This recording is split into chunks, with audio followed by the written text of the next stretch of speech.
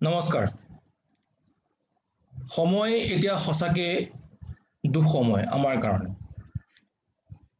আজি প্ৰায় দুবছৰে এটা অজনা অদেখা এটা ভাইৰাছ বিশ্বত ত্ৰাস সৃষ্টি কৰি আছে আৰু শেহতীয়াভাৱে ইয়াৰ দ্বিতীয় ঢৌৱে আমাৰ গোটেই সমাজখনক বাৰুকৈ চুইছে।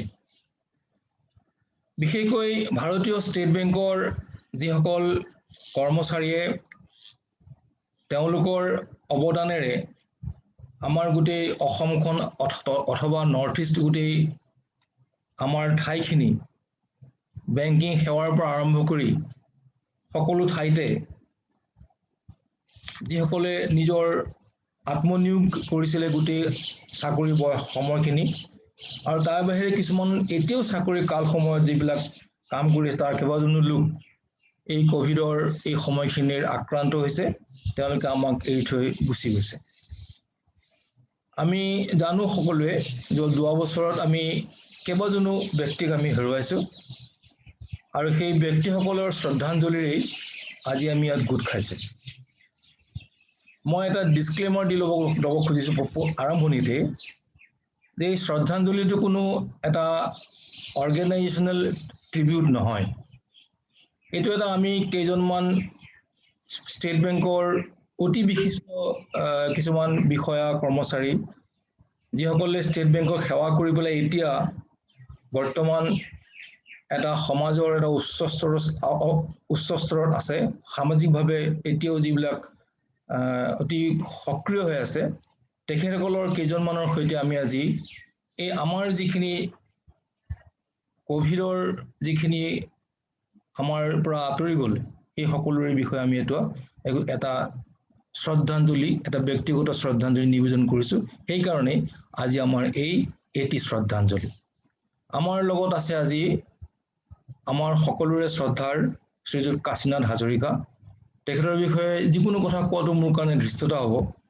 ষ্টেট বেংকত কাম কৰা সকলো মানুহে বা অসমৰ যিবিলাক বা নৰ্থ ইষ্টৰ যিবিলাক মানুহে সাহিত্য সংস্কৃতিৰ লগত সম্পৰ্ক ৰাখে, অৰ্থনৈতিক ডেভেলপমেণ্টৰ লগত সম্পৰ্ক ৰাখে, সেই সকলো মানুহে তেখেতক জানে।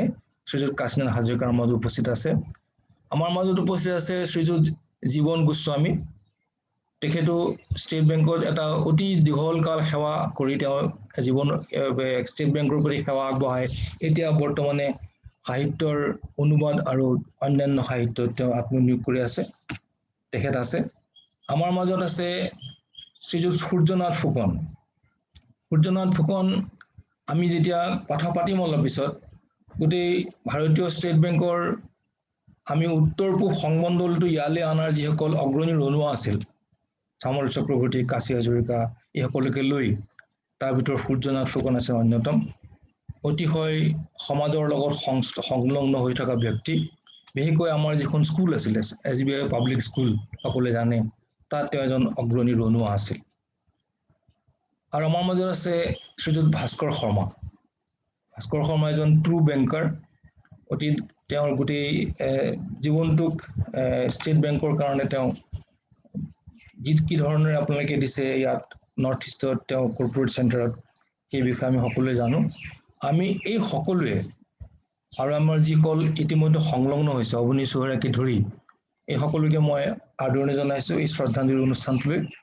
মই প্ৰথমে আমাৰ যিসকল প্ৰায় 54 মানুহ ইতিমধ্যে আমাৰ এই পিৰিয়ডটোত, এই 2-2.5 বছৰ পিৰিয়ডটোত আমি হেৰুৱাইছো, মই তেওঁলোকৰ লিষ্টখন গাই দিব খুজিছো। সকলোবোৰ কোভিড নহয়, কিছুমান কোভিড, কিছুমান নন কোভিড।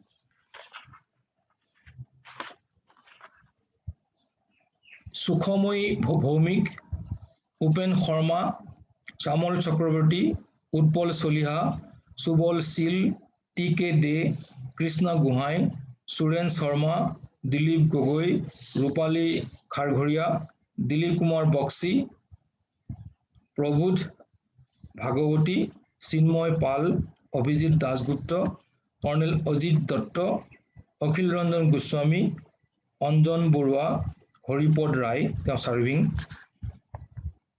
বুধৰ বৰ্মন, শ্ৰীনিবাস সেন, লীনা ভট্টাচাৰ্যী, দিলীপ শৰ্মা, প্ৰলয় চৰণ চক্ৰৱৰ্তী, প্ৰাণজিৎ ভট্টাচাৰ্যী, উপেন ভাগৱতী, অচিন্ত দাস, শংকৰলাল দে, কিশোৰকান্তি বোস, নিৰঞ্জন দেৱ শৰ্মা, ধৰণীধৰ ভৰালী, সুৰজিৎ দাসগুপ্ত, নবেন্দু গুহ, হীৰক ৰঞ্জন দত্ত, বি কে চক্ৰৱৰ্তী, পুলিন শৰ্মা, অঞ্জন চক্ৰৱৰ্তী, এন পেগু, দৰ্প বৰা, তপন দাস, প্ৰসাদ কুমাৰ দাস, বিক্ৰম দত্ত, দীপক ৰঞ্জন দত্ত, স্বপন কুমাৰ ৰাউত, বিপিন শৰ্মা, সমুজ চৌধুৰী, তাপস ভট্টাচাৰ্যী, অশোক কুমাৰ চৌধুৰী, গৌৰাঙ্গ কুমাৰ ভট্টাচাৰ্যী, সুকুমাৰ সেনগুপ্তা,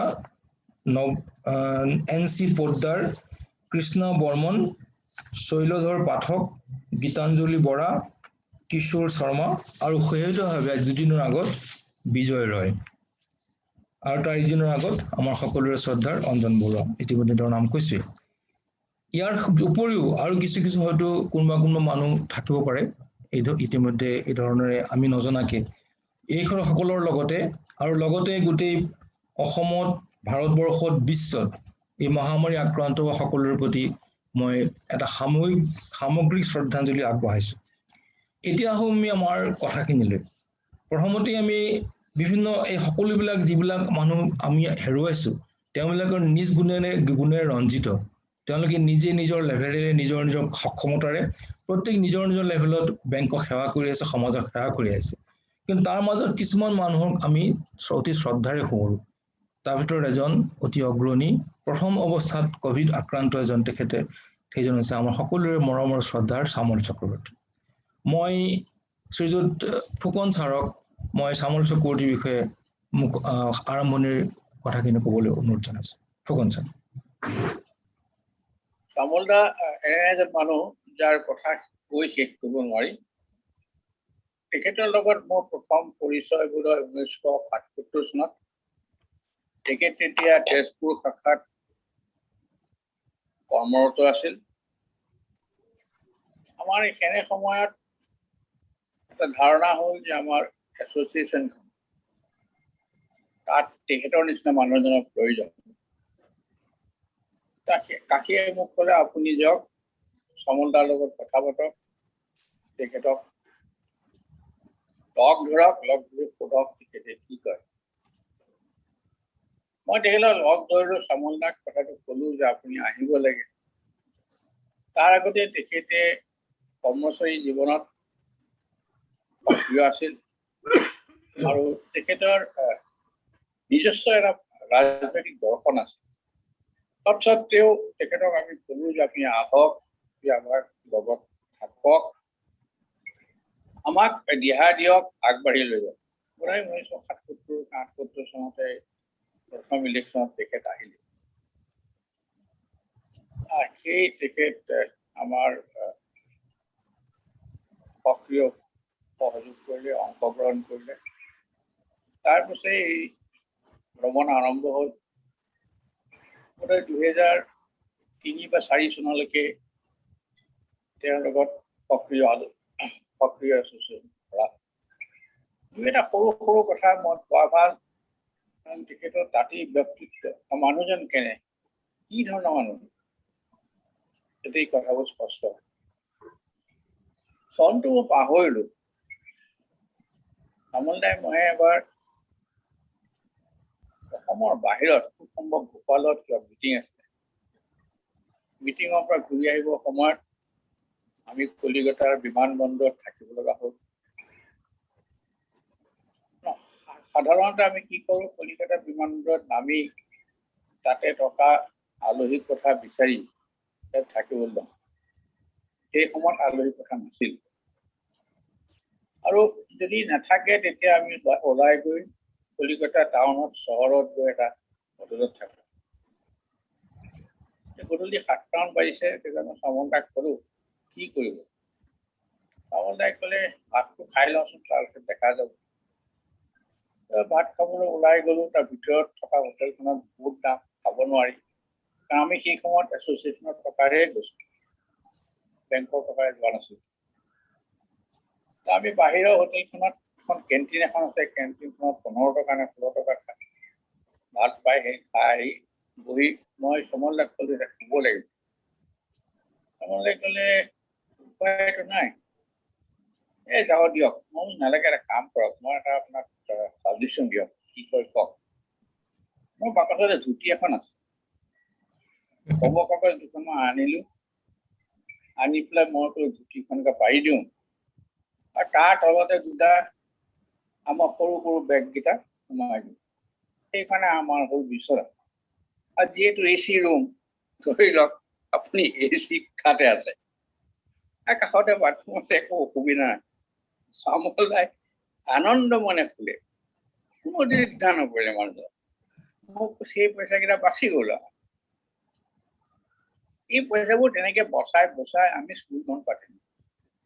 হয় স্যাৰ, এইটো কথা কৈছে বৰ এটা অতি গুৰুত্বপূৰ্ণ কথা। এই পিৰিয়ডটোৰ কথা আমি বহু মনে ভালকে নাজানো, অনুভৱ কৰিব নোৱাৰো, পিছৰ প্ৰজন্মইতো আৰু নোৱাৰে। তাৰপিছত চামল দাই ক'লে, তেতিয়াও কিন্তু স্কুলৰ কথা পতা নাই।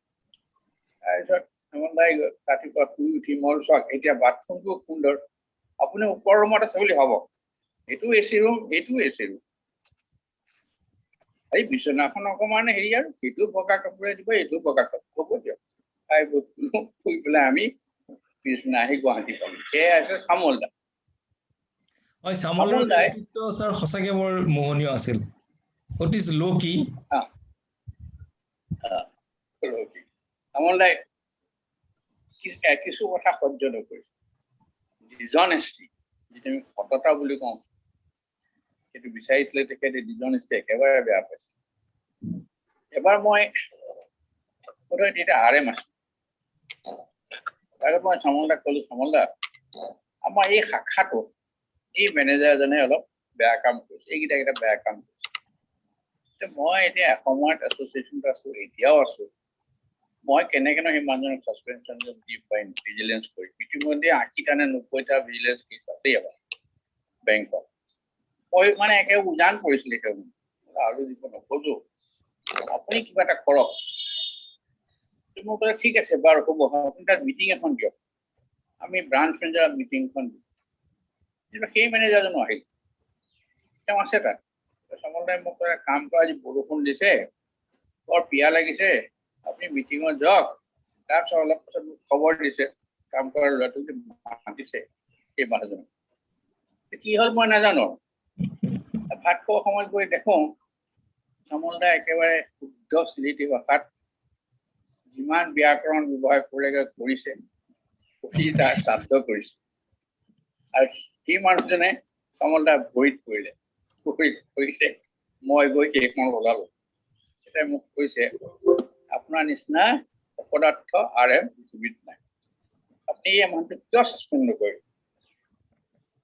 আৰু মোক ক'লে, হ'ব গ'লে যে আপুনি যাওক, আগৰ আজিৰ পৰা কোনোদিনে বেয়া কাম নকৰিব। সেয়া একদম ঠিক কথা কৈছে। তেওঁৰ এটা ব্যক্তিত্বৰ বেলেগ এটা দিশ আছিলে, যাৰ কাৰণে তেওঁ প্ৰত্যেকজন অফিচাৰৰ লগতে বা অন্যান্য এমপ্লয়ীৰ লগতে তেওঁ সেই সম্পৰ্কটো আছিলে, যিটো সম্পৰ্ক তেওঁ এটা ডেভেলপমেণ্টত বা বিকাশৰ কাৰণে ব্যৱহাৰ কৰিছিল। ছাৰ, এতিয়া ছাৰ আমি মানে জানো ছাৰ এটা কথা, যে আমি বিশেষকৈ হাজৰিকা ছাৰ খুব সংলগ্ন হৈ আহিছিলে সেইখিনি সময়ত হেড অফিচটো অনাত, আপুনিও লগত আছিলে হেড অফিচটো অনাটোত। মই হাজৰিকা ছাৰক অনুৰোধ কৰিম যে এই গোটেই প্ৰক্ৰিয়াটো যেতিয়া 1979-80 ইয়াত হেড অফিচ হৈছে, হেড অফিচ হোৱাৰ যিটো সংগ্ৰাম, এই সংগ্ৰামটো বহুত দীঘলীয়া সংগ্ৰামটো। আপুনি এই দীঘলীয়া সংগ্ৰামটো আপোনালোকে বহুত যুদ্ধ কৰিছে। এই সংগ্ৰামটো আপুনি কি ধৰণে কৰিছিল, অকণ কাশী হাজৰিকা ছাৰ অকণ চামলৰ কণ্টেক্সটত ক'লে বেছি ভাল। কওকচোন। কাশী হাজৰিকা ছাৰ নেকি? শুনিছে? শুনিছো আমি ছাৰ। তাৰ আগতে মই এটা কথা কৈ লওঁ দেই। সূৰ্য ফুকনে ক'লে তেজপুৰৰ কথাটো, তেতিয়া 1974 চনত মোক এছ'চিয়েশ্যনত যেতিয়া দায়িত্ব ল'বলৈ ক'লে, তেতিয়াই আমি এই সংগঠনটোৰ কথা বহুত চিন্তা কৰি খবৰ খাবৰ লৈ চামল চক্ৰৱৰ্তীক খবৰ পালো। কিন্তু তেওঁক মোৰ ওপৰত বৰ সন্দেহ আছিল। এইজন হ'ল প্ৰবেশনাৰী অফিচাৰ, দেখিবলৈও আমাৰ নিচিনা নহয়। এইজনে কি এছ'চিয়েশ্যন কৰিব? তাৰ লগত আছিলে সমীৰ চক্ৰৱৰ্তী, দুইজনে হ'ল লেফটিষ্ট। মোৰ কি ইজিম তেওঁলোকে নাজানে, সেইটো এটা লেঠা হ'ল। তাৰপিছত বহুত তৰ্ক বিতৰ্কৰ মাজত এইটো ঠিক হ'ল যে ঠিক আছে আমি আহিম, আপুনি কেনেকুৱা কাম কৰে এবছৰ চাম, 2 বছৰ চাম, চাই আমি তাৰ পৰাই আমাৰ দীৰ্ঘদিন এটা যিটো সম্বন্ধ হ'ল সেইটো মোৰ ককাই ভাইৰ নিচিনা সম্বন্ধ হ'ল। হয় হয় হয় আৰু যিটো কথা ক'ব খুজিছিলো, তেওঁ এনেকুৱা মানুহ, তেওঁৰ কোনো মই শত্ৰু দেখা নাছিলো ষ্টেট বেংকত।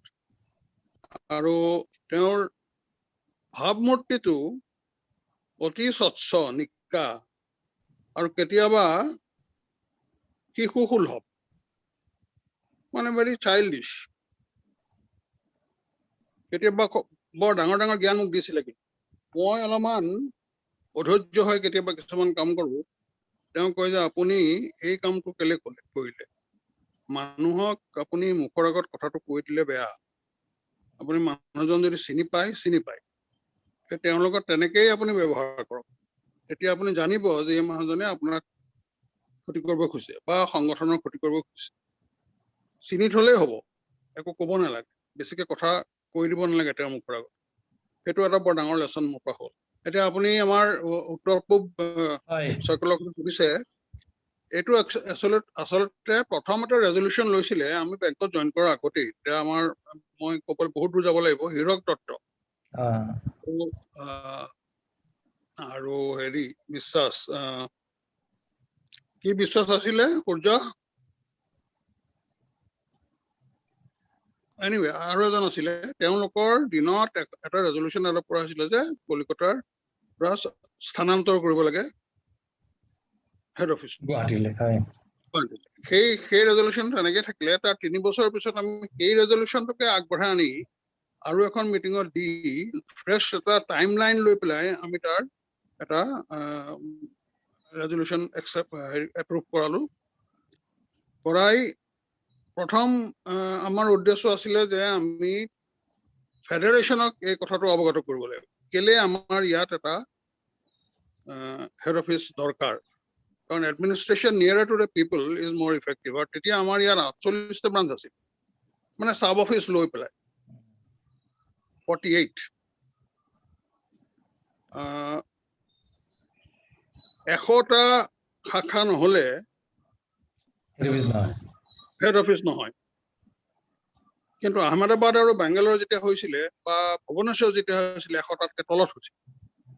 সেইবোৰ আমি তথ্য গোটাই এখন মেমৰেণ্ডাম আমি তৈয়াৰী কৰিলো, যিখন আমি ভেংকটৰমনক দিছিলো। সেই মেমৰেণ্ডামখন বহুতে পিছত মোক বেংকৰ উচ্চপদস্থ বিষয়াই তেওঁলোকে কেনেকে পাইছে নাজানো, পঢ়িছিলে, পঢ়ি পেলাই কৈছিল তেতিয়া যে এইখন খুব ৱেল মেড আউট কেছ, আৰু আমি ভাবো যে ইয়াতকে আৰু ভাল কেছ প্ৰেজেন্টেশ্যন নহয়।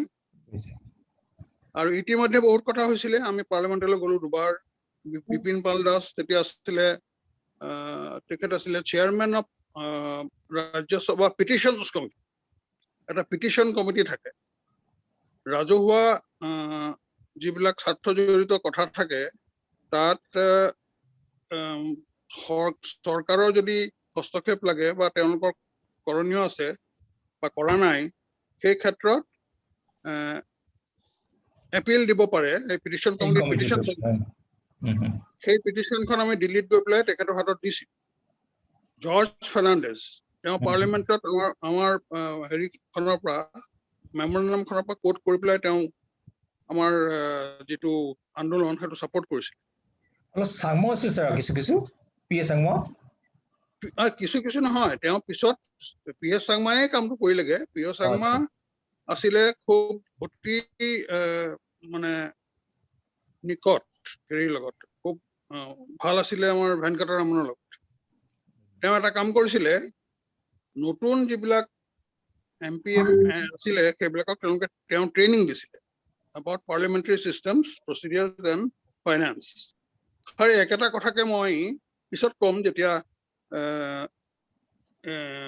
অঞ্জন বৰুৱাৰ কথাটো আহিব তেতিয়া এই কথাটো মই একবাৰ কম, কোৱাৰ এটা দৰকাৰ আছে, কাৰণ তেওঁৱে মই এটা প্লেন কৰিছিলো কিবা এটা কৰিবৰ কাৰণে। এনিৱে পিছত যেতিয়া পূৰ্ণ চাংমাৰ হেঁচাটো পৰিল ফাইনেন্স মিনিষ্টাৰত, তেতিয়া কংগ্ৰেছ গভৰ্ণমেণ্ট আছিলে, তেতিয়া আল্টিমেটলি এই আচলতে প্ৰতিবন্ধকটো আছিলে বেংকৰ ফালৰ পৰা, তেওঁলোকে কৰিব খোজা নাছিলে কাৰণ এডমিনিষ্ট্ৰেটিভ কষ্টটো বাঢ়ি গৈ থাকে, এটা সৰু চাৰ্কেল কলকাতাৰ পৰা হৈ থাকক তেনেকুৱা এটা কথা আছিলে। তাৰপিছত যিহেতু এইটো 1 এপ্ৰিলৰ পৰা হৈ গ'ল, ৰেজলিউশ্যন হৈ গ'ল চেন্ট্ৰেল অফিচত, এইটো বহুতখিনি অৱদান আছে আমাৰ গোটবলে, কোটায়া, বেংগল চাৰ্কেলৰ যিখিনি এছ'চিয়েশ্যন আছিলে তেওঁলোকৰ লগতে আমি আছিলো। তেওঁলোকৰ খুব নিষ্ঠা সহকাৰে আমাক ছাপোৰ্ট কৰিছিলে। এই গোটেইখিনি কথা এতিয়া মানে লিখিবলৈ হলে লিখিবও পাৰি এইবিলাক। লিখিবও পাৰি ছাৰ। আৰু যদি এতিয়া সেইখিনি সময়ত তাৰপিছতে আমাৰ সুকীয়াকে নৰ্থ ইষ্ট চাৰ্কেলটো 1 মে'ত প্ৰতিষ্ঠা হ'ল। আমাৰ 1 মে'ত ছাৰ নৰ্থ ইষ্ট চাৰ্কেল এপ্ৰিলত ৰেজলিউশ্যন হ'ল, এসপ্তাহৰ পিছত প্ৰতিষ্ঠা হ'ল, এছ'চিয়েশ্যনটো 1 তাৰিখে হ'ল। আৰু তাতে পূৰ্ণ চাংমা আহিছিলে, বহুত আমি ইনগ্ৰেশ্যন কৰিবলৈ আহিছিল। এইখিনি খুব এটা জৰুৰী কথা। মানে কি হয়, আমি যিবিলাকে অলপকে জানো, আপোনালোকৰ পৰা সেই কথাখিনি লিপিবদ্ধ হিচাপে ক'ব থকা উচিত। এটা এছ'চিয়েশ্যনৰ পৰা এখন পুস্তিকা আছিলে, তাতে এখন হিষ্ট্ৰীৰ নিচিনা কিতাপো কৰি আছে বুলি মই গম পাওঁ। যি নহওক, এই কথাখিনিত আমাৰ চামল চক্ৰৱৰ্তীৰ পৰা আৰম্ভ কৰি বাকী যিসকল আমাৰ ইতিমধ্যে ইয়াৰ পৰা বিদায় লৈছে তেখেতসকলৰো এটা ভূমিকা আছিলে। আৰু এতিয়া আমি বহুত মেম্বাৰৰ ভূমিকা আছে, বহুত মেম্বাৰে তেওঁ অতি গুৰুত্বপূৰ্ণভাৱে চিন্তা কৰিছিল যে নৰ্থ ইষ্ট চাৰ্কেলটো লাগে সেইখিনি সময়ত। আৰু তাৰপিছত হোৱাৰ পিছত এই যিখিনি মানুহক আজি আমি হেৰুৱাইছো, এই মানুহখিনিয়ে গোটেই বেংকিং চিষ্টেমটো এটা পৰ্যায়লৈ লৈ যোৱাত তেওঁলোকৰ নিজৰ কণ্ট্ৰিবিউশ্যন আছে। তাৰ ভিতৰত মই অখিল গোস্বামীৰ নাম ক'ব পাৰো, বিক্ৰম দত্তৰ নাম ক'ব পাৰো।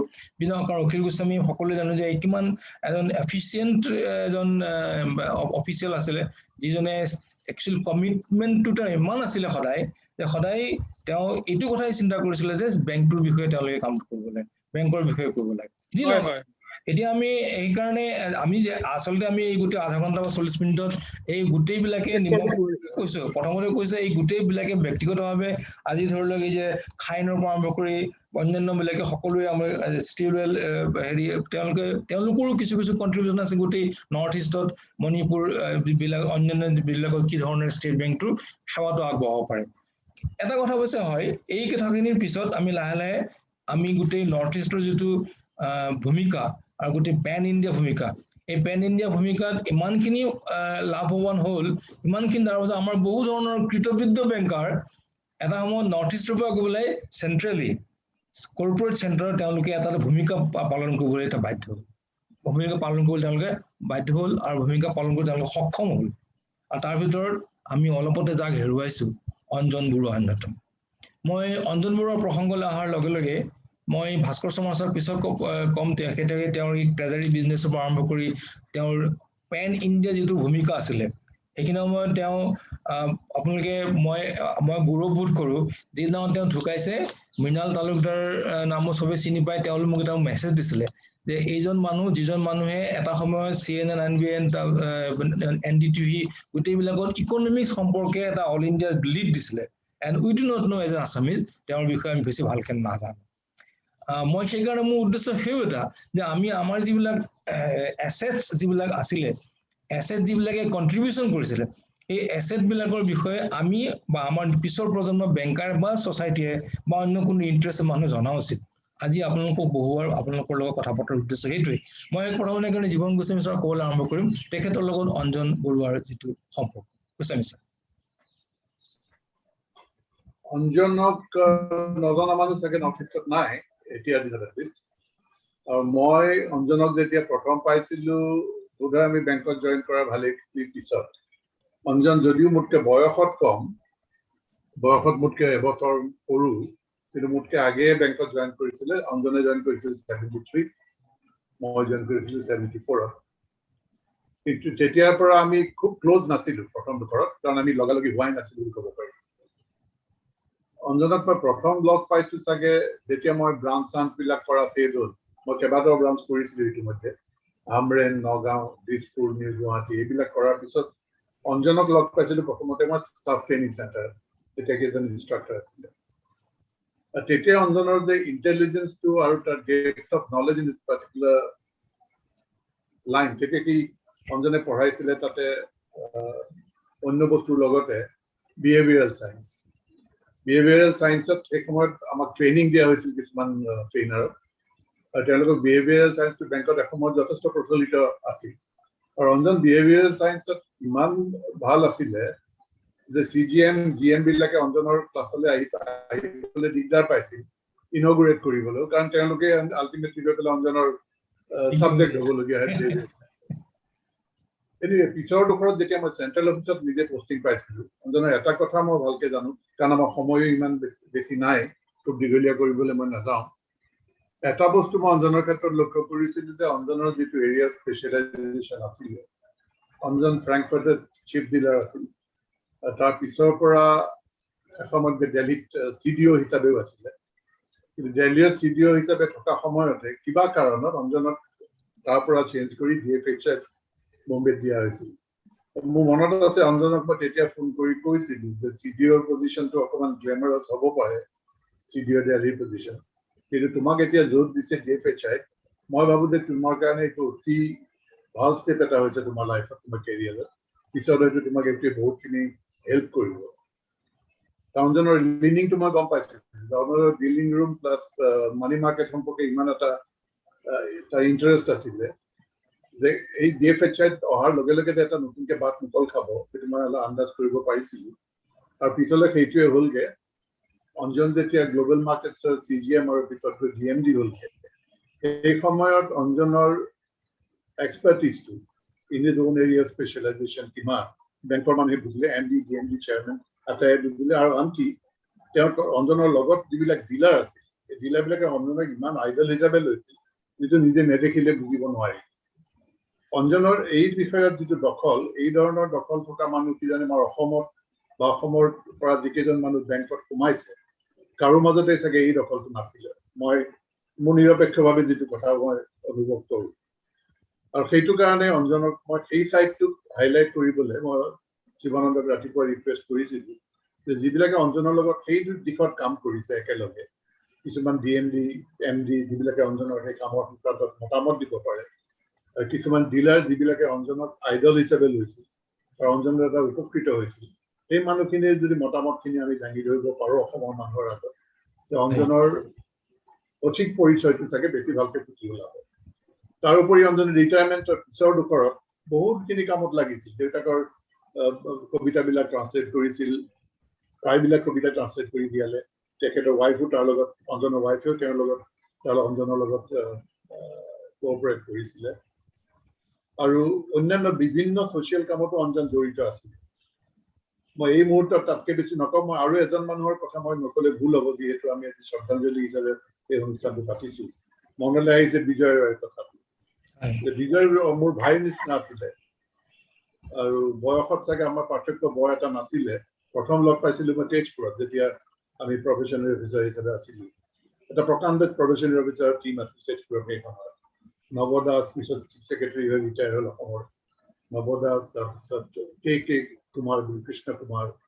এডুইন কাষ্টেলিনো জেকব ভাৰ্গিজ কৌশিক ৰয় আৰু এজন আছিলে ৰতন ভাবিনানী এনেকৈ প্ৰায় ৬-৭জন প্ৰফেচনেল অফিচাৰ আছিল আটাইবিলাকৰ লগতে বিজয় খুব ক্ল'জ আছিল বিজয়ক আমি পিছলৈ তইকে মাতিবলৈ লৈছিলো কিন্তু বিজয়ে কোনোদিনে মোক জীৱনত তই মাতি নাপালে তাক মই সদায় কৈছিলো যে মই তোক তই কৈ থাকো তই আপুনি কৈ থাকো বোলে হ'ব দেচোন হ'ব দিয়ক ছাৰ ডিষ্টেঞ্চ ৰাখিব লাগে এই ধৰণৰ কথা কৈ পেলাই কিন্তু বিজয়ৰ লগত আমি অত্যন্ত ক্ল'জ আছিলো আৰু বিজয় পিয়াৰত যিখিনি তাৰ কমাণ্ড আছিলে মানুহৰ লগত ইমান পটকে মিলিব পাৰে অতি সাধাৰণ মানুহক অতি উচ্চ স্তৰৰ অফিচাৰক পটকে মিলি যাব পাৰে আৰু যিখিনি বেংকৰ কাৰণে কৰিবলগীয়া কাম অতি সহজে কৰি দিব পাৰে এটা বিজয়ৰ এটা ইনবৰ্ন কেপাবিলিটি আছে মই এতিয়া আটাইবিলাক নাম মোৰ মনত পৰা নাই গতিকে আটাইখিনিৰ কথা নকওঁ কিন্তু যিখিনি নামৰ নাম তুমি উল্লেখ কৰিলা আগে আটাইকে মই শ্ৰদ্ধা নিবেদন কৰিছো আজি এই দিনত আৰু সেইসকলক শ্ৰদ্ধা জনাই মই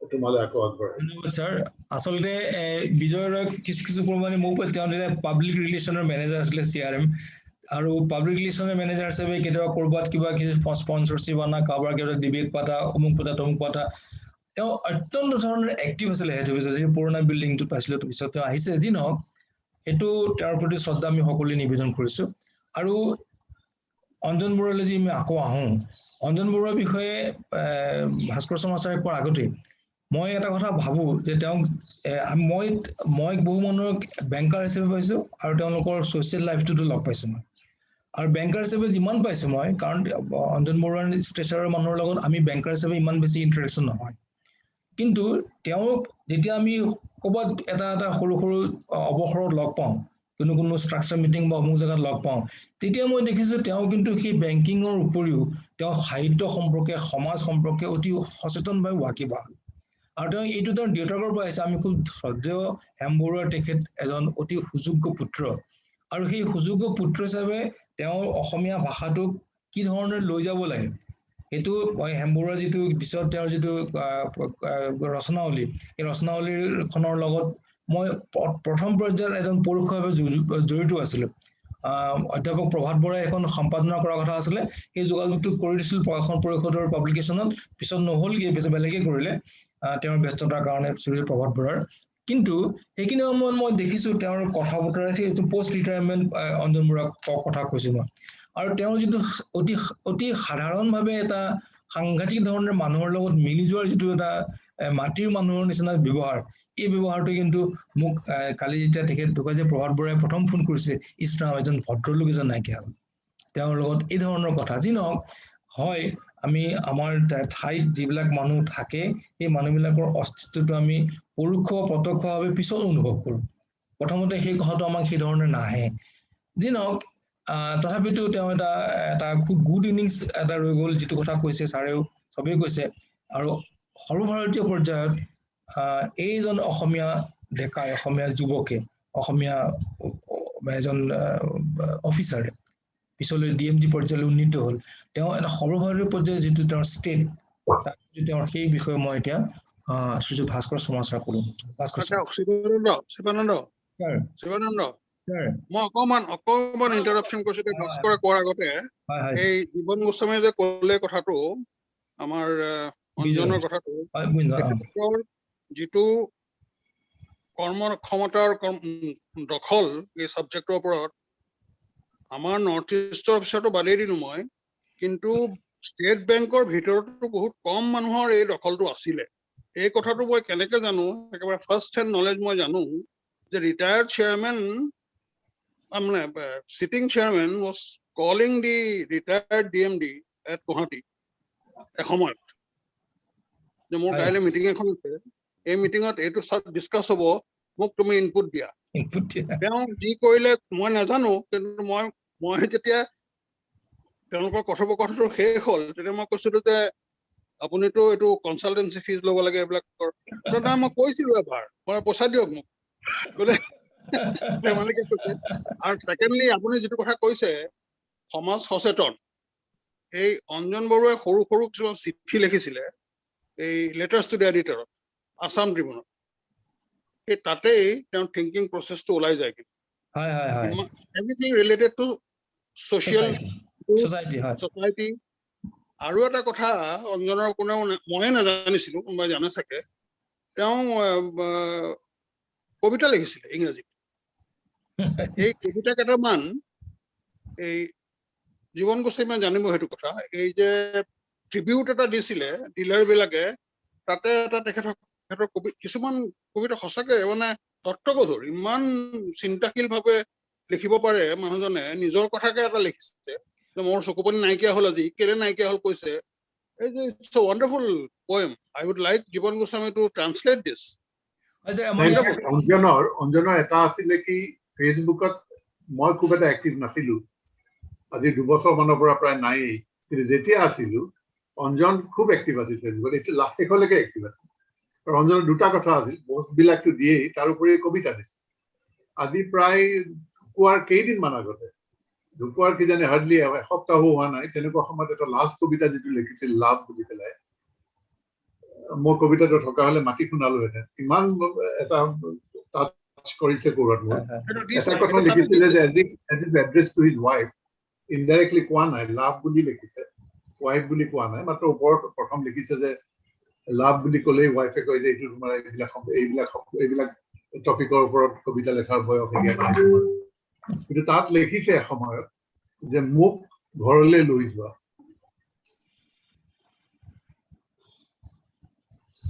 মোৰ মানে এতিয়াও ভাবিলে চকু পানী ওলাই আহিছে। মোক আহি পেলাই মোক ঘৰলৈ লৈ যোৱা, মই মুক্ত আকাশৰ তলত থাকিব বিচাৰো আৰু কেইটামান দিন। কিবা এটা প্ৰিমনিশ্যনে আছিল নে কিয়ে আছিল নাজানো, কিন্তু যেতিয়াই মই লাইনটো পঢ়ো মই চকু পানী ৰখাব পৰা নাছিলো। অঞ্জন, সঁচাকে কবিতাখিনি মই ট্ৰান্সলেট কৰাৰ কথা ভবা নাই, এতিয়া ট্ৰান্সলেট কৰাতকে ইংৰাজীত পঢ়ি বেছি ভাল লাগে। না for in house consumption Goswami, right, আমাৰ ইন হাউস কনজাম্পশনৰ কাৰণে ইউ কেন ট্ৰাই। এই কবিতাটো কিন্তু তাত আছে, এই কবিতাটো আছে আছে। এইটো কবিতাই কোনোবাই কোট কৰিছে, এক্সেক্টলি কোনোবাই কোট কৰিছে কবিতাটো, মই পঢ়িছো। হয়, স্যাৰ মই তেখেত কথাখিনি থকা হলে মই বাকী শুনালে সঁচাকে মানে চকু পানী ওলোৱা ধৰ। এজ ইফ হস্পিটেল বেডত অকলে যেতিয়া আছে, ৱাইফ ঘৰলৈ আহিল অকলে আছে, সেই সময়ত যিটো মনৰ ভাৱ, এই কবিতাটোত লাভ বুলি লিখিছে ঠিকেই, কিন্তু অন্তৰৰ কথাখিনি ইমান সুন্দৰকে ওলাইছে যে মানে টাচ নকৰি নোৱাৰে। মই আৰু এটা কথা থৰতে কৈ থওঁ দেই, স্যাৰ এই যে তেখেতে এটা ট্ৰাষ্ট কৰিলে, অঞ্জন বৰুৱা এটা ট্ৰাষ্ট কৰিছিল দেউতাকৰ নামত।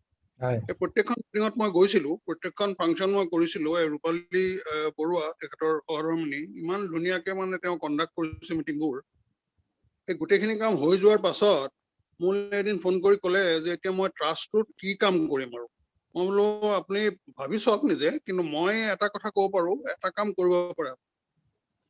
ট্ৰাষ্টটো সামগ্ৰিকভাৱে ছচাইটি, সমাজৰ যিটো উন্নতি হয় বা ভাল হয়, সেই তেনেকুৱা এটা কাম মই আপোনাক ক'ব পাৰো, যিটো কৰাটো উচিতো হ'ব, কাৰণ এইটো হেমবৰুৱাৰ নামত কৰাত ন্যাস।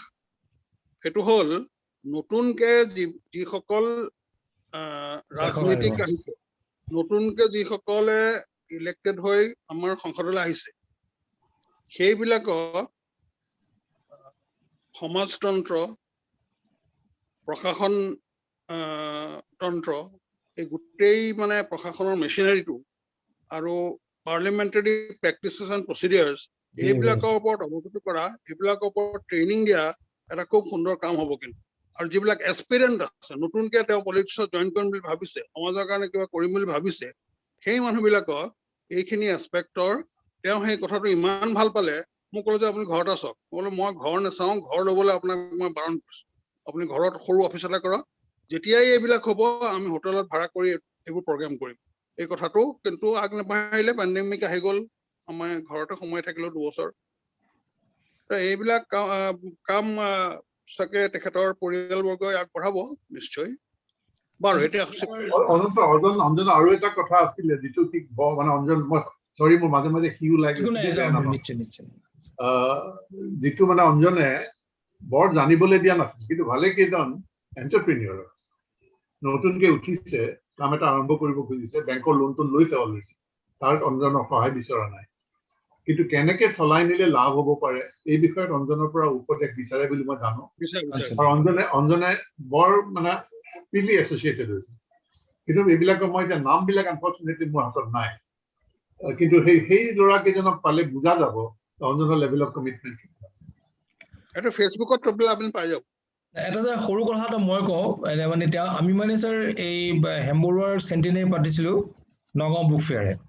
তেতিয়া ছাৰক মানে মই যেতিয়া ফোনত ক'লো, মই চিঠি এখন পঠাই পেলাই ঘৰত দিবলৈ কৈছো, না আপুনি মোক মাতিছে ফোনত, ছাৰে মোক সদায় আপুনি কয়, মই যদিও তুমি বুলি ক'ব কওঁ, মই সেইটোৱে মোৰ কাৰণে হ'ব, মই সেই ধৰণেই যাম। মই accordingly sir on that day Gohain sir এটা স্পীকাৰ আছিলে, তেওঁলোকো আহিছিলে, যিহেতু হেমবৰুৱা চেণ্টেনাৰী আমি পাতিছিলো নগাঁও বুক ফেয়াৰে নগাঁৱত। তেতিয়া পৰিবৰ আৰু অঞ্জন বৰুৱা ছাৰ নিজে আহি পেলাই, আমাৰ মিটিং 3টা বজাত আছিলে, তেওঁ 3টা বজাত আহি পেলাই 3টা বজাত তেওঁ আহি সভাত বহি আছে। আৰু আপোনালোকে জানেই যেতিয়া 3টা বজাত মিটিং 3:30 আৰম্ভ হয়, মই গৈ পেলাই দেখিছো অকলে বাইদেউৰ লগত বহি আছে। মই কৈছো আপুনি আহিলে? বোলো আহি পেলাই আৰামছে বহি আছো আমি বুলি, মানে চাচে লৌকি, মোৰ ইমান বেছি ভাল লাগিছিল। তাৰপিছত অৱশ্যে ভাষণ দিলে তেখেতে, বাইদেৱে কবিতা পঢ়িলে, তাৰপিছত গোহাঁই ছাৰৰ ভাষণ হ'ল, মই আদাৰৱাইজ ভেৰি নাইচ আছিল বেলেগ কথা, কিন্তু মই তেখেতৰ গোটেই অৱস্থিতিটোৰ লগত তেওঁ কি ধৰণেৰে দেউতাকৰ বস্তুখিনি আগুৱাই লৈ যাব লাগে, কি ধৰণেৰে সমাজৰ প্ৰতি সংশ্লেষিত এটা বাতাবৰণ সৃষ্টি কৰিব লাগে, কি ধৰণেৰে মানুহক কাউন্সিলিং কৰিব লাগে টু গো এহেড, আৰু সেইটোৰ লগত আপুনি যিখিনি পৰামৰ্শ দিলে যে এডমিনিষ্ট্ৰেটিভ কথাখিনি ৰিফ্ৰেছাৰ হ'ব লাগে, এটা ট্ৰেইনিং প্ৰগ্ৰেম হ'ব লাগে, সেইটোৰ লগত তেওঁলোকে নিশ্চয় আগবাঢ়ি যাব। মই এতিয়া ভাস্কৰ শৰ্মা ছাৰলৈ আহিছো। আমি যিজন অঞ্জন বৰুৱাক আমাৰ ইণ্ডিয়া, পেন ইণ্ডিয়া বা অসমত মানে চিনি পায়, তেখেতৰ বিষয়ে কিছু ক'ব কাৰণে ভাস্কৰ শৰ্মা ছাৰ। ঘণ্টা মোতকৈ যথেষ্ট ছিনিয়ৰ 73 জইন কৰিছোঁ, মই 79 জইন কৰিছোঁ।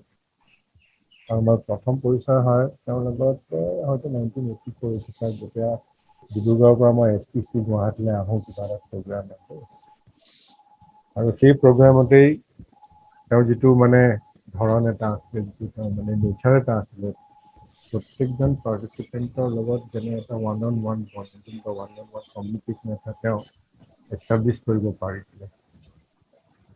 যাই হওক, সেই 2-3 দিনৰ ট্ৰেইনিং হৈ গ'ল। তাৰপিছত মই ব্ৰাঞ্চলৈ ঘূৰি গ'লোঁ, তেওঁ ট্ৰেইনিং চেণ্টাৰ আছে। তাৰপিছত তেনেকৈ বৰ বেছি মই অঞ্জন দাক লগ পোৱা নাই। লগ পাই আছোঁ মাজে মাজে গুৱাহাটীত লগ পাওঁ, তেওঁৰ ৰিপৰ্ট আছে তেনেকৈ। আৰু বিশেষভাৱে লগ পাইছিলোঁ এবাৰ যেতিয়া মই চেণ্ট্ৰেললৈ যাওঁ কিবা এটা কামত, মই ভাবিছিলোঁ মই অঞ্জন দাক লগ কৰি যাওঁ। তেওঁ ফেব্ৰুৱাৰীৰ ভিতৰত আছিলে, মই এনেই মাত চাত দিবলৈ বিচাৰিছিলোঁ। তেওঁ ওলাই আহিলে, 10 মিনিটমান কথা চথা পাতি তেওঁ সুধিলে মোক ক'ত আছা, কি কথা, কিবা লাগে দৰকাৰী তেনেকৈ। তাতো তেওঁ বৰ বেছি সময় দিব পৰা নাই, কাৰণ তেওঁ যিটো ধৰক এক্টিভিটিত তেওঁ জড়িত আছিলে ট্ৰেজাৰীটো, মানে অন দ্য মিনিট, মানে on the ball spot decision লৈ থাকিব লাগে অনবৰত। তো মোৰ তেওঁৰ লগত পৰিচয় ইমানেই।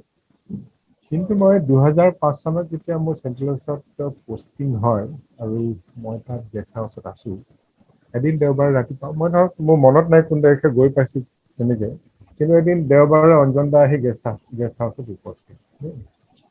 মই তেনেকৈ অঞ্জন দাক খবৰ দিয়া নাই বা মই কাৰো লগত কথা পতা নাই যে মই কম্পিউটাৰ যাম। তেওঁ হয়তো খবৰটো পাইছে, আহি পেলাই তেওঁ মোক খবৰ দিছে। And from that day onwards মোৰ চেণ্ট্ৰেল অফিচত দুবাৰ পষ্টিং হৈছে। তেওঁ মানে he treated me like a younger brother, মানে মোক এটা প্ৰটেক্টিভ আৰ্ম এটা এৰাউণ্ড মি তেওঁ দি দিছে। আৰু তেওঁ মোক কৈছে চেণ্ট্ৰেল অফিচত কালচাৰটো বেলেগটো, আৰু আমাৰ ধৰক আমি নৰ্থ ইষ্ট চাৰ্কেলৰ পৰা আমাৰ ধৰক অলপমান এটা সংকোচ থাকে, হেজিটেশ্যন থাকে ওলাই যোৱাৰ প্ৰতি বা মানুহৰ লগত আগবাঢ়ি গৈ পেলাই কথা পতা, তেনেকুৱা অলপ সংকোচ আছে। তেওঁ এইবোৰ কথা মানে মোক বুজাইছে কথাটো বা জ্ঞান দিছে তেনেকুৱা যে এইটো কথাটো। চ' তেনেকৈ গৈ প্লাছত আমি একেটা কমপ্লেক্সত আছোঁ, জীৱন দাও সেইটো কমপ্লেক্সতে আছিলে, হাৰ্বাৰ হাইটছ গাঁৱতে। তাৰপিছত তেওঁ মোক কেইবাবাৰ ঘৰত মাতি নি দুপৰীয়া ভাত খাবলৈ মাতে, আৰু তেওঁ নিজে ৰান্ধে দেই, তেওঁ নিজে ৰান্ধি পেলাই কয়। বাইদেউ ৰান্ধে, বাইদেউ আছে কিবা কিবি, তেওঁ বিশেষকৈ যিখন আঞ্জা তেওঁ ৰান্ধে, তেওঁ মানে সেইখনৰ প্ৰতি মানে জোৰ কেনেকৈ নাই তেনেকুৱা ধৰণৰ। তেওঁ সেইটো এটা মানে পাৰ্চনেল লেভেলৰ হ'ল। আৰু তাৰ বাহিৰে তেওঁ যিটো as a professional, as a banking professional, যিটো কাঠখিলাই ক'লেই মাত্ৰ, তেওঁৰ ধৰক reputation is not only within the confines of central office, মানে ইট গ'জ বিয়ণ্ড। মানে যেনেকুৱা তেওঁৰ ইনফ্লুৱেঞ্চ, তেওঁ মানে ধৰক তেওঁৰ লগত আপুনি যেতিয়া কথা পাতে, তেওঁ নিজেতো নিজৰ কথা কেতিয়াও নকয়, সেইটো আমি বেলেগৰ মুখৰ পৰা শুনো। আৰু যিটো তেওঁৰ ইনফ্লুৱেঞ্চ আছিলে বাহিৰত among the different treasury, এতিয়া ধৰক SBI treasuryটো মানে it is one of the biggest treasury. I mean, it can make or move in the market. সেইকাৰণে তেওঁৰ যিটো ইনফ্লুৱেঞ্চ আছিলে বা তেওঁৰ প্ৰতি যিটো ৰেচপেক্ট বা সন্মান যিটো আছিলে বেলেগ ট্ৰেজাৰী মানুহৰ, সেইটো মানে really something to be really noted. তাত কেইটামান কথা মই কথাটো মানে এনেই উল্লেখ কৰিব খুজিছোঁ। এটা হ'ল মানে ধৰক 2008 চনত যিটো গ্ল'বেল ক্ৰাইচিছ হৈছিলে, ফাইনেন্সিয়েল ক্ৰাইচিছ, গ্ল'বেল ফাইনেন্সিয়েল যিটো চাব প্ৰাইম ক্ৰাইচিছ বিষয়, it impacted all the economies of the world. তেতিয়া অঞ্জন দাই, যিটো পিছত আমি গম পাওঁ, অঞ্জন দাই তেতিয়া he anticipated that there could be a liquidity crisis in India. আৰু লিকুইডিটি ক্ৰাইচিছ যেতিয়া হয় ইন ইণ্ডিয়াত, as the largest player in the financial market, state বেংকৰ সেইটো অৱস্থা হ'ব নালাগে। সেইকাৰণে he ensured for the next 4 to 6 months যে state bank had enough liquidity. আৰু সেইটো কাৰণে সেইটো পিৰিয়ডত যিটো এটা ক্ৰাইচিছ এটা হৈছিলে, ষ্টেট বেংক কুড কাম অভাৰ ইট, কিন্তু আপোনাৰ হয়তো মনত থাকিব কিছুমান প্ৰাইভেট ছেক্টৰ বেংক ৱাৰ ইম্পেক্টেড, আৰু ষ্টেট বেংকে সেই বেংকবিলাকক হয়তো লিকুইডিটি ছাপৰ্ট দিবলগীয়া হৈছিলে at the request of Reserve Bank of India. যে এই কথাটো অঞ্জন দাই তেওঁ he took the decision to actually create liquidity. Create liquidity মানে কি? You will have to sell a lot of securities, আপোনাৰ মিউচুৱেল ফাণ্ডে হওক বা বেলেগ ধৰণৰ চিকিউৰিটি হওক, এইবোৰ চেল কৰি পেলাই আপুনি you have to keep it in very liquid form. এতিয়া সেই ক্ষেত্ৰত আপোনাৰ বহুত ধৰক ক্ৰিটিচিজমো হৈছিলে সেইটো সময়ত। কিন্তু একেটা সময়ত কি হৈছে, along with that liquidity crisis আৰু global liquidity problems or global crisis, there was a credit meltdown. আপনার credit default হবলৈ ধৰিলে because of the global crisis. আপনাৰ যিবোৰ আমি লোন দিছিলো NPA বোৰ বেছি হবলৈ ধৰিলে, তাৰপিছত আপনাৰ default বেছি হবলৈ ধৰিলে. So there was a stress on the credit side of the balance sheet. এতিয়া সেইটো অৱস্থাত the bank's balance sheet বা bank's bottom line profit যিটো আছিলে, সেইটো was actually held up and supported by the treasury income because of Anjan Barua's decision. It is absolutely clear. মানে এতিয়া অঞ্জন বৰুৱাৰ ডিচিশন বুলি হয়তো কোনো ডকুমেণ্টেড নাই, কিন্তু তেওঁৰ লগত কাম কৰা মানুহবিলাকে বা তেওঁৰ লগত কাম কৰা জুনিয়ৰ পিয়াৰ লেভেল তেওঁলোকে কয় যে এইটো অঞ্জন বৰুৱাৰ ডিচিশন। কিন্তু ইয়াত আৰু এটা কথা আছে, সেইটো তেওঁৰ ডিচিশন হয়, কিন্তু এইটো কেইবা ট্ৰেজাৰী জুনিয়ৰ অফিচাৰেও এইটো কৈছিলে কথা, এনেকুৱা মানে চিন্তাধাৰা এটা কৈছিলে যে এইটো হয়তো হ'ব পাৰে এনেকুৱা ধৰণৰ, আমি এনেকুৱা নকৰোঁ কিয়। অঞ্জন দাৰ মানে এনেকুৱা এটা ট্ৰেট আছিলে, কেৰেক্টাৰ আছিলে, তেওঁ মানে এইটো শুনিছে, শুনি পেলাই তেওঁ সেইটো মানে কনচিডাৰ কৰিছে, কনচিডাৰ কৰি তেওঁ he saw merit in it and then he pushed it forward with one condition, এইটো তেওঁ নিৰ্ধাৰ যে এইটো লৈ পেলাই যদি কিবা ভাল হয়, ক্ৰেডিট হয়, then my people will be good. যদি কিবা এটা উল্টা ধৰণৰ কথা হয়, then I will have to take the responsibility. আৰু এইটো কথা তেওঁ মানে উল্লেখ কৰিছিলে এটা ফেচবুক পোষ্টত। এইটো ফেচবুক পোষ্টত উল্লেখ কৰিছে। মোক আজি কেইদিনমান আগতে মানুহ এজনে ক'লে, আমাৰ সময়ত মানুহ এজনে ক'লে যে এনেকৈ আছে, আৰু এইটো হয়তো AB আলেকজাণ্ডাৰে হয়তো গম পাব কেতিয়া ফেচবুকত পোষ্ট কৰিছে, 2014-15 মানত, তেনেকুৱা।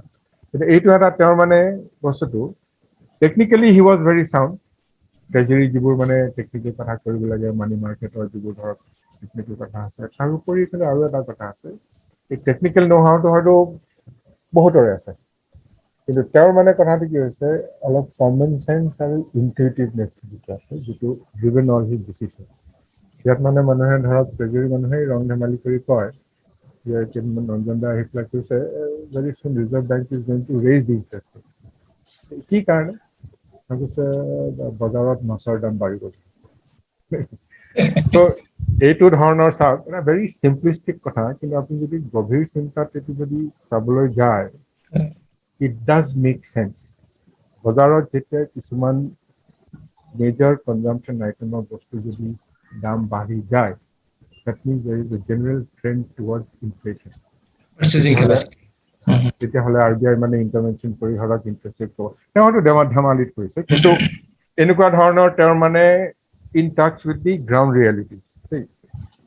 আৰু এটা ডাঙৰ ডিচিশ্যন তেওঁৰ সময়ত যিটো হৈছে, ট্ৰেজাৰীত মই নিজেই জানো, সেইটো সময়ত মই তাত আছিলোঁ, সেইটো হ'ল সেইটো সময়ত ধৰক মানে ডেৰিভেটিভছৰ খুব ঢৌ এটা উঠিছিলে, ফাইনেন্সিয়েল ডেৰিভেটিভছৰ।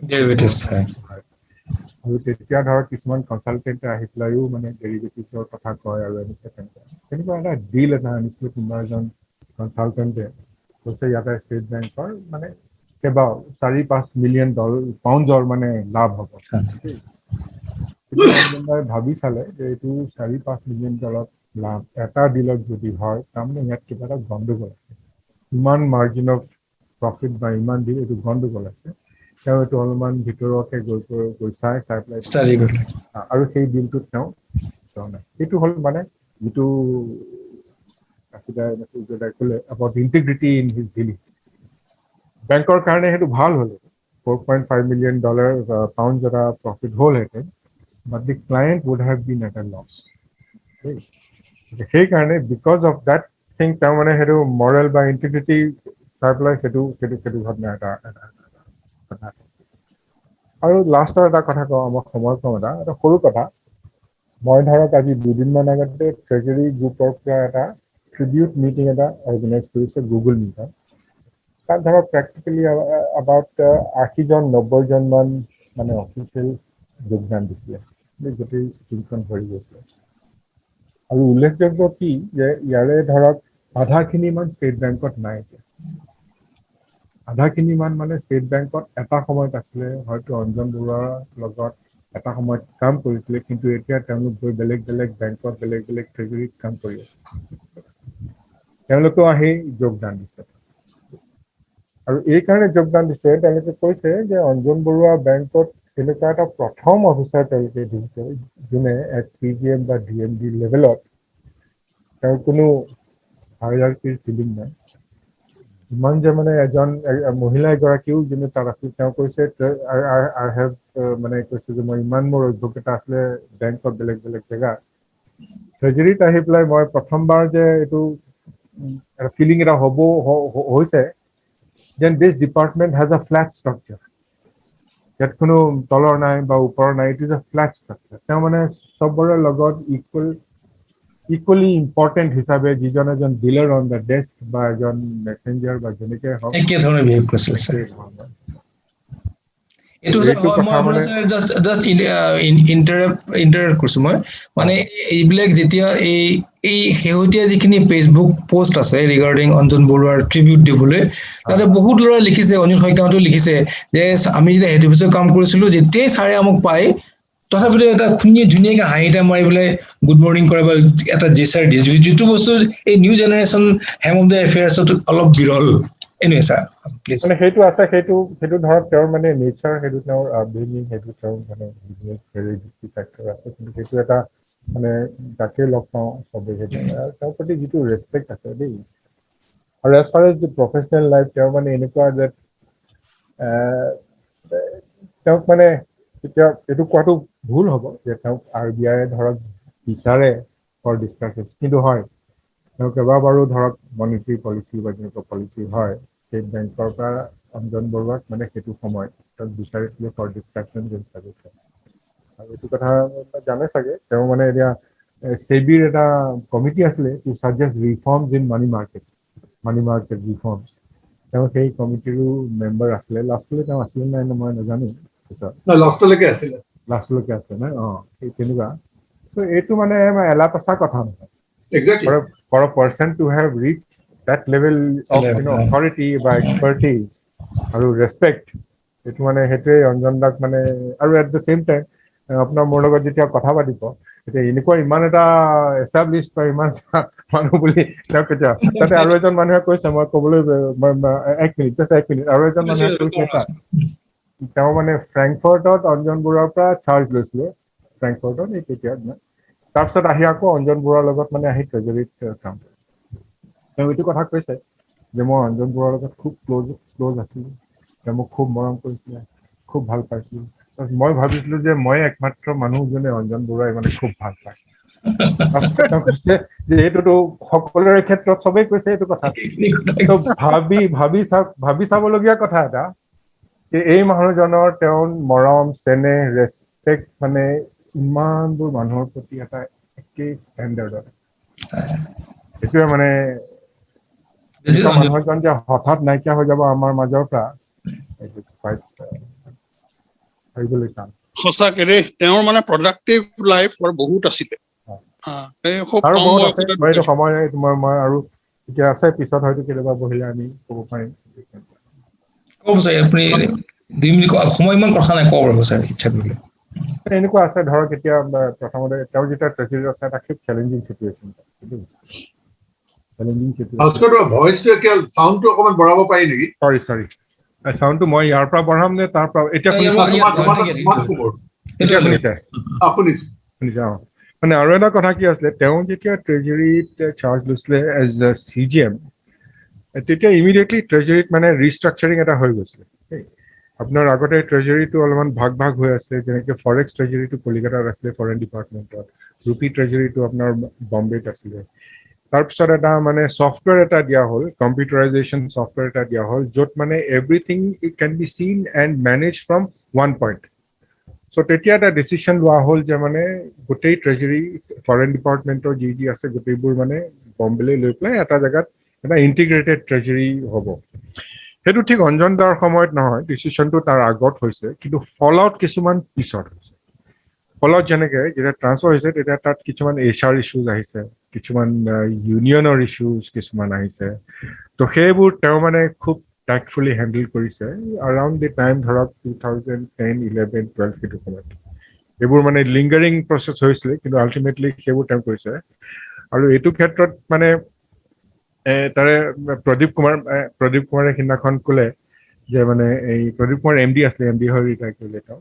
তেওঁ কৈছে অঞ্জন বৰুৱা আৰু তেওঁ মানে লক্ষ্ণৌত কিবা এটা ট্ৰেইনিঙলৈ গৈছিলে ডিজিএম হিচাপে ডিজিএম হিচাপে যেতিয়া ট্ৰেইনিং যায় এটা ছেশ্যন আছিলে on HR and how to handle unions সেই ছেশ্যনটো শেষ হোৱাৰ পিছত তেওঁ প্ৰদীপ কুমাৰৰ ফালে মিচিককে হাঁহি পেলাই ক'লে মই এতিয়া গম পাইছো মই ইউনিয়নক কেনেকে হেণ্ডেল কৰিব লাগে মই কৰিম বুলি এইবোৰ ধেমালিতে কৰিছে তেওঁ কিন্তু তেওঁৰ মানে বস্তুটো তেওঁ নিজৰ ভিতৰতে যে গোটেইখিনি কেপাচিটি আছে তেওঁ মানে এইটো যে তেওঁ অট'মেটিক বা এইটো কোনো এটা IIMৰ ছেশ্যন নেলাগে তেওঁক সেইটো তেওঁ জানিব নিদি পিনি সেইটো কৰিছে কিন্তু তেওঁৰ সেইটো এংগল তেওঁ কেৰেক্টাৰ সেইটো এংগলটো তেওঁ এজন মানুহে কৈছে যে মানে ৰিলেক্স এটিটিউড আৰু এটা উদাহৰণ দিলে যে মানে এজন বেংগালোৰৰ GM এজনে মানে ট্ৰেজাৰীক এপ্ৰ'চ কৰিছে ফৰ বাল্ক ডিপজিট ৰেট এজন কাষ্টমাৰ আছিলে কিন্তু বাল্ক ডিপজিট দিব কেইবাটাও দিব আৰু তাতে মানে খুব ভাল ইণ্টাৰেষ্ট ৰেট বিচাৰিছে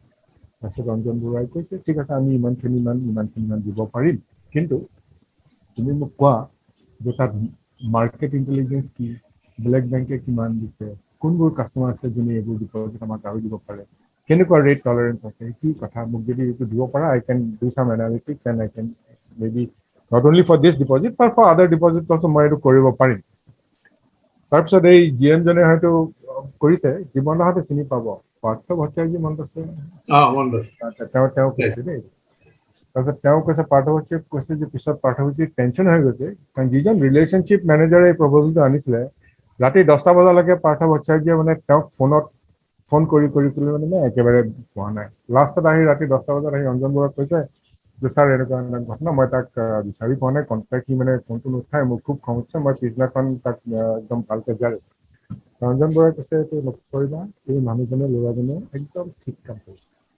সি অফিচৰ পৰা ওলাই গৈছে মোবাইলটো অফ কৰি থৈছে বছৰ পৰা কোনো যাতে ইণ্টাৰফাৰেঞ্চ নহয় আৰু এজন মানুহৰ ইফালে টেনশ্যন হৈছে আৰু অঞ্জন বৰুৱাই তেনেকে মানে সেই টেনশ্যনটো পুৰা মানে নাইকিয়া কৰি দিছে গোটেই ভাবি চাওক DMDৰ মানে ৰেংকৰ মানুহ এজনে এজন ৰিলেশ্যনশ্বিপ মেনেজাৰৰ কথা কৈছে বিচাৰি পোৱা নাই ইমান লাইকলি আৰু কৈছে যে ইমান ভাল কাম কৰিছে স্যাৰ বহুত আপুনি লট অফ ইনপুটছ গিভেন মানে সঁচাকে অঞ্জন বৰুৱা সম্পৰ্কে আমি বিলাকে যিমান জানো বাহিৰৰ মানুহজন জানো কিন্তু তেওঁৰ যিমানখিনি মই প্ৰথমতে কৈছিলো মই অপেনিং ৰিমাৰ্ক তেওঁৰ যিমানখিনি ইকনমিক ৱৰ্ল্ডত ভাৰতবৰ্ষৰ সেই আৰু ডেট টু ইন ডেট এই টাৰ্মল ষ্টেটটোত এইটো এটা খুব এটা ইতিহাসে লিখি থৈ যাব মানুহ আমি গম পাওঁ আৰু সেইবিলাক বেংকতো নিশ্চয় জানিবলগীয়া মানুহে গম পায় ছাৰ কাছুগা ছাৰে কথা ক'ম বুলি ভাবিছিলে অঞ্জন বৰুৱা ছাৰৰ ওপৰত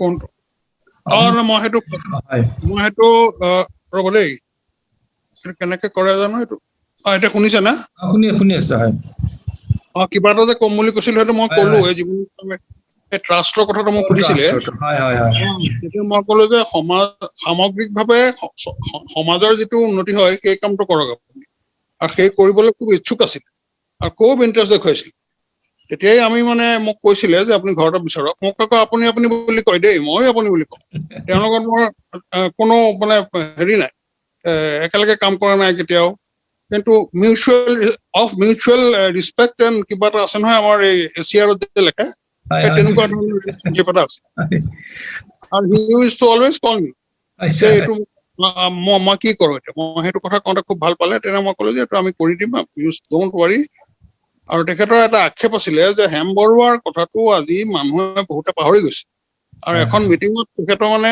চকু পানীও লাগি গৈছে মানুহ কম হ'ল মিটিঙত মোৰ কাৰণে তেখেতে খুব বেয়া পাইছে আক্ষেপ কৰিছে কিন্তু মই তেওঁক ক'লো যে এইটো কৰ্তব্য আমাৰ মানুহৰ আমাৰ নিজৰ তেখেত হেম বৰুৱা কোন আছিলে মানুহক জনাবৰ কাৰণে আমিয়ে কৰিব লাগিব আৰু সেইখিনি কাম আমি ট্ৰাষ্টৰ ফালৰ পৰা কৰিব পাৰো আৰু তাৰ ভিতৰতে মই আৰু চামল চক্ৰৱৰ্তী আৰু বিজয় দাক কৈ দিওঁ এই দুজন মানুহে এপাৰ্ট ফ্ৰম চবেই ক'লে এই দুজন মানুহে মই এটাই কম যে they have given us a lot of sunshine moments ইমান হেপী moments আমাক দিলে বিজয় ৰয়ে I have no words to describe আৰু তেওঁক মানে চিনি নোপোৱা মানুহ অসমত সেই সময়ত এই প্ৰেছ পাব্লিক মানে কোনো নাছিল আৰু আমাৰ এছ'চিয়েশ্যনৰ প্ৰতি ইমান অনুগত আছিলে যে কিবা এটা হ'লেই তেওঁ মানে press and publication was his responsibility circle ক্ৰিয়েশ্যনৰ সময়ত যিটো কাম কৰিলে তেওঁ এতিয়াও মোৰ মনত আছে মানে এইবিলাক সদায় চবেই নকৰে Samal Chakrabarty is a man whom is my 35 years of associate. He is more than my brother. আৰু তেওঁৰ কোনো শত্ৰুৱেই নাই আৰু তেওঁৰ যিটো চিন্তাধাৰা লেফটিষ্ট বুলিয়ে ক'ম মই ছ'চিয়েলিষ্টিক সেইটো কাৰণে কোনোদিনে সলনি নহ'ল